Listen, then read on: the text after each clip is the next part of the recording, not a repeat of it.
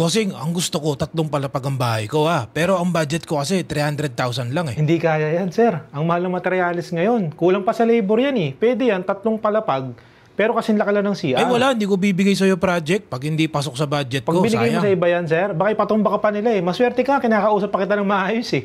Parang naglalaro ng Roblox yung anak mo, sir. Huwag kayong nakikisali, ha? Bossing, pwede bang wag na tayong gumamit ng bakal para sa poste at pader? Para makatipid tayo. Pwede yan, ma'am. Kung iuumpog nyo yung mister nyo sa pader, tapos mawawasak yung parang sa mga movie. Pero kung titirhan nyo, ma'am, naku, malabo po yan.